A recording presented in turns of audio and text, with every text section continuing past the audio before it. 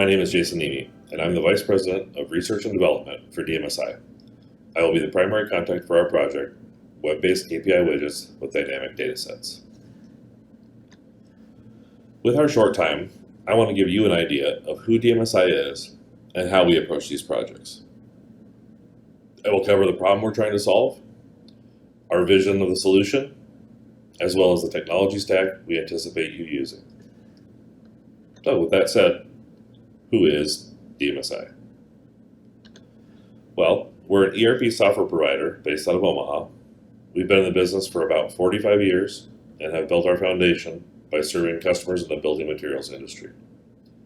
Our customers range from your local lumberyard to distributors with hundreds of locations across the United States. On our flagship product, Agility, we have over 400 customers and 18,000 users. In addition to DMSi, we own a company in Australia called Sterling Computing.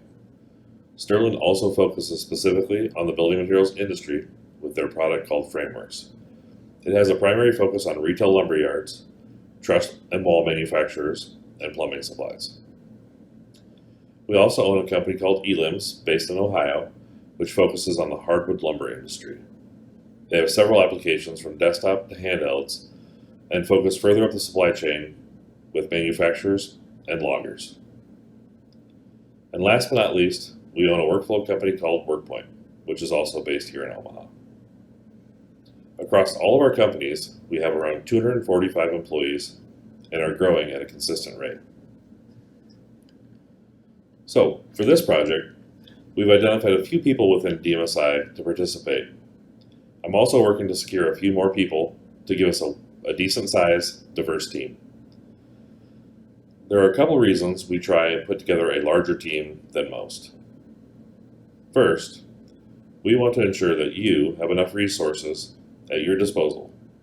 We want you to be able to get your questions answered quickly and accurately and keep you from losing time on the project. And we want to give you the best possible chance to succeed. Second, we like to add team members from multiple departments like support, implementations, development, and product. What this does is allow us to take that project back and have success at integrating it into our departments. We have knowledge in all the relevant departments to help us take that product to production. All right, so next, let's go ahead and talk about what is that problem that we are trying to solve. I guess I really shouldn't even classify this as a problem as much as an opportunity to better serve our customers. So today within Agility, we have many different types of viewers that our customers can run. These viewers produce a ton of data. Our customers can save these with different configurations based on their needs, and they can run them from several places within the application. These viewers are actually one of the highest areas of usage within Agility, and has been in the entire 15 years that I've worked for DMSi. However, their basic use today is for transactional processing and some ad hoc reporting. Now don't get me wrong, these are very valuable and our customers absolutely love these viewers. But there is a ton of data, and there's a lot of data that they're probably not using today. So we know, based on that, our customers are missing valuable trends and other insights that they just don't see in the way they have their viewers configured and run. It's just simply too much data to consume and understand all those possibilities. Additionally, you have to be logged into Agility to see the actual viewer. You can set up a process that will run the viewer nightly or hourly or whatever you may want and email you the results, but to actually see the physical viewer, you have to be inside Agility. We feel there are other ways we can effectively deliver that data and the insights that they need. So a few years ago, DMSi started an initiative to move Agility to the web. So today it's a client-server application, Windows application, and we want to move to the web. As part of that initiative, one of the first things we did was a proof of concept to prove out how we were going to move to the web, and the team that did that chose viewers. So what that proof of concept gave us is a bunch of APIs that we can now leverage to expose this data in other ways. And as of now, we have not done anything with these APIs. So they're sitting there unused, perfectly ready for this project. So since we have this great opportunity, how do we capitalize on it? What is that vision to make that data more accessible? So the vision is use the APIs we built, exposing viewer data to create configurable web-based KPIs. That's it. It sounds pretty simple when you say it like that. And the end result probably is fairly simple. Having a chart with some data behind it, not the most difficult thing in the world. The challenge we're putting in your court is to make this process as easy as possible for our users and to help them see the types of widgets they should or could create. We envision you analyzing the data set that's returned by the viewer of their choice to determine the different data types that exist. So based on those data types, we'd like to provide multiple options for a starting point in their configuration. So for example, say they pick a viewer and that data set returns, and you look at that data set and you see that you've got, say, an order date field, and you've got a sales currency field. And then you look at it and say, okay, well, I've got 2 years of data here. So maybe you're saying, okay, well, how do I present sales by date to them? So there's unlimited options to do this. Maybe you select a multi-line chart and you have different months as the x-axis and your sales dollars as your y-axis, and then each line represents a different year so they can see the trending year over year, month by month. With that same data set, you can present a stacked bar chart. So you can have your months below and your sales dollars, and instead of lines, you just stack the bars for years so you can see relative in size. How do those look?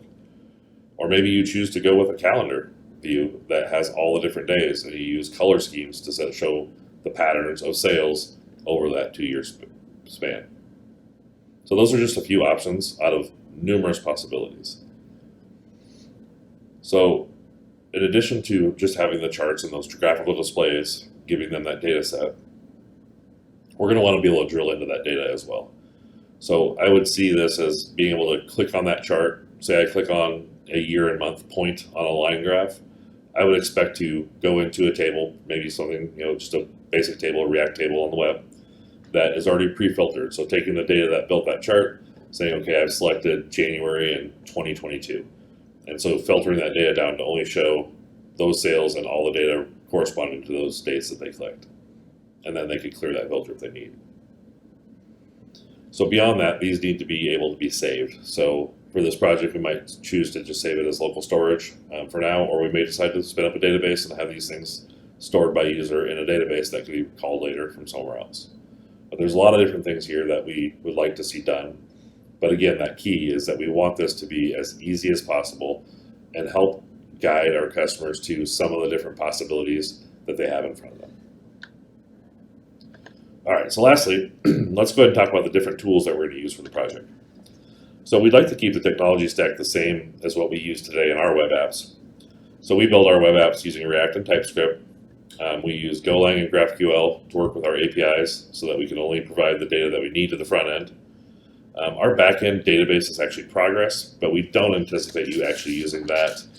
If we do end up going the database route, we're open to just whatever database you're familiar with as a temporary storage place. So in terms of the charts, we do a little bit with Chart.js today. I did some research. I kind of like Nevo. Nevo's got a bunch of neat charts to it, which were some of the screenshots from earlier in the presentation. But ultimately, it's going to be up to you to kind of figure out what chart library you'd like to use and what React chart library you'd like to use, and then go from there. And then to help with the technology learning curve, if you don't understand some of these things or haven't used it, we have built our own web framework. We have our own design system. We're going to give you access to all that, which hopefully will allow you to hit the ground running. And we'll keep everything with a constant look and feel to what the rest of our web application looks like. So I hope you enjoyed the presentation and that you have a desire to work on this project with us. Thank you for your time today, and I look forward to working with everyone during the school year.